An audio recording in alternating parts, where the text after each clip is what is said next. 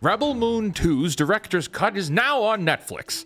Zack Snyder has this thing about releasing a movie and then coming back at a later time and re-releasing the film, but labeling it as a director's cut, the way it was intended to be seen. In the past, some of these re-releases have been good. Watchmen and Justice League were better films in the director's cuts, but those original films were constrained by outstanding circumstances, whether with the studio interference or tragedy at home, that it made sense for recuts of those movies to get made.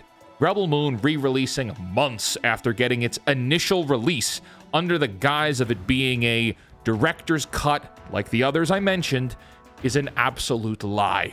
Netflix gave Snyder 100% creative control and a $166 million check to make these films. So, on premise alone, I dislike the lie that this is the way it was meant to be seen.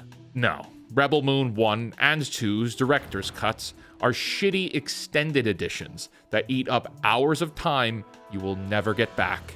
You'd be better off watching shit like MILF Manor, unironically.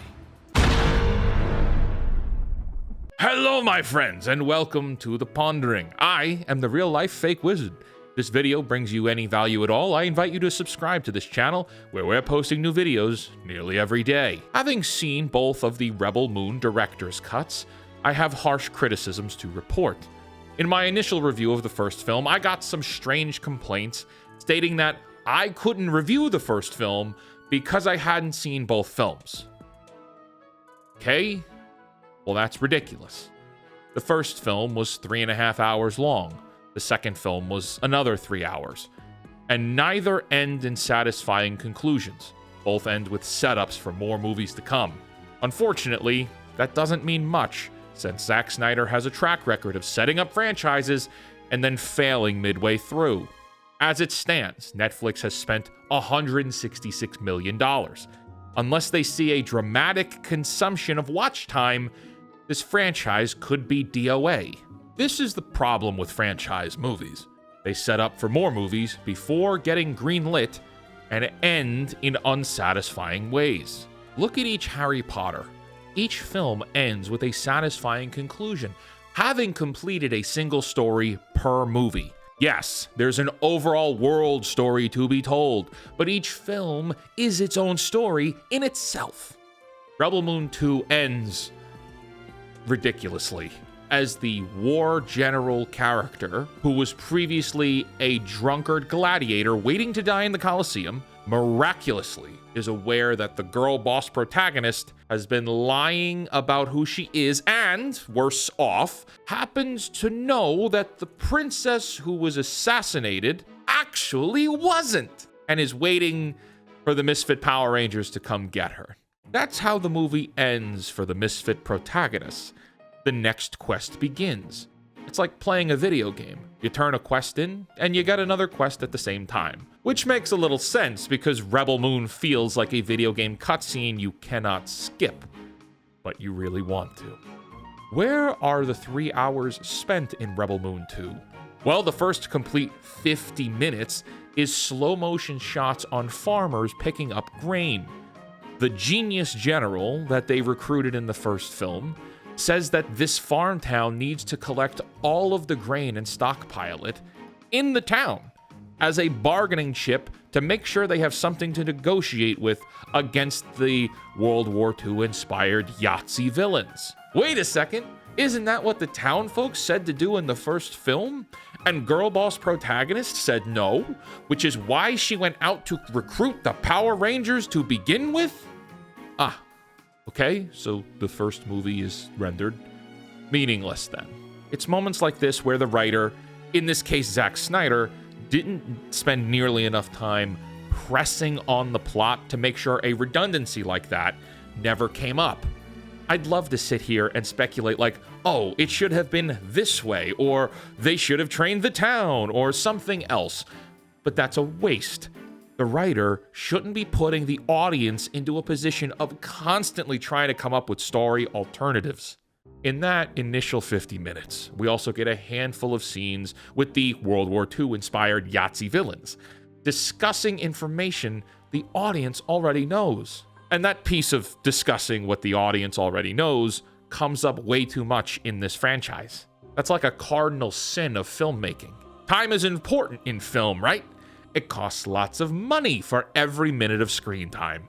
And audience consumption time matters. Longer doesn't necessarily mean better. Although I know the Snyder fans are not happy I said that. When you've already addressed a point and the audience understands that point, you don't need to restate it.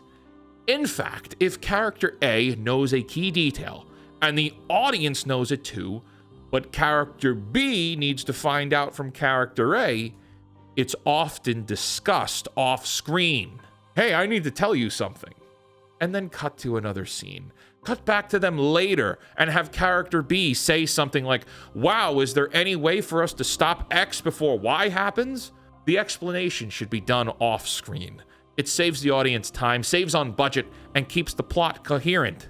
Rebel Moon 2 spends nearly 30 minutes of the Power Rangers Misfit crew sitting around a table and telling their Dungeons & Dragons backstories to each other with tears in their eyes.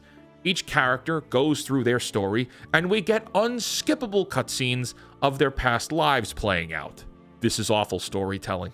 The intent here is to make the audience feel more emotionally attached to each misfit, but it doesn't feel natural at all. And as I established, this played heavily into the repeating details problem. In the first film, the Misfits say that the Gladiator is a rebel general who has been out of the game for a while. He says he lost all his men and is battling inner demons. To confirm this, at the end of the first film, Emperor Adolf, I guess, calls this guy a genius intellect warfare adversary when scolding the Yahtzee boss for failing to capture him.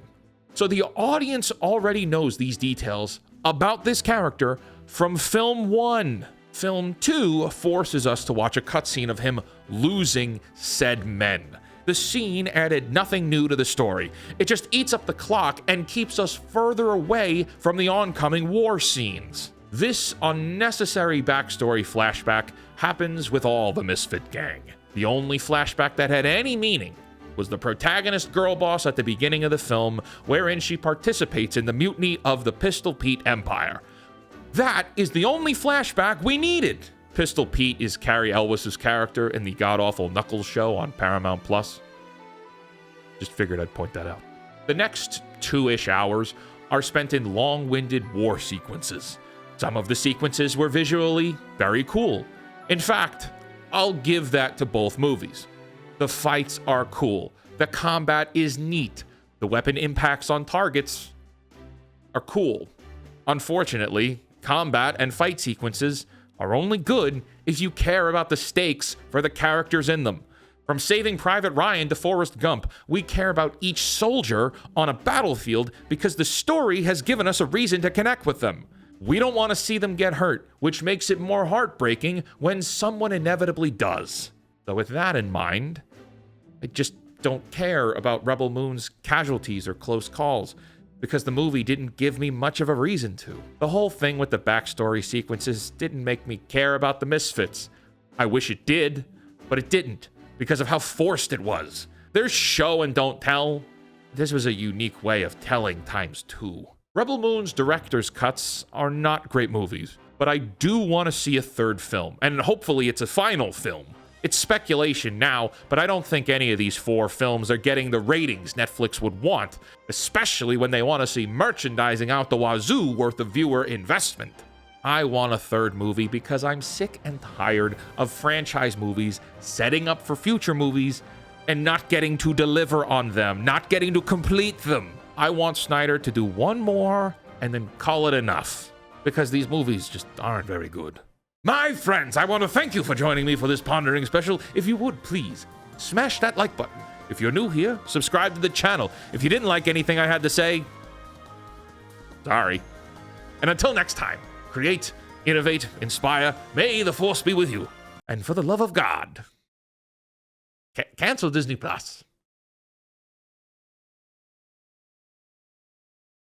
That's all. You could go now.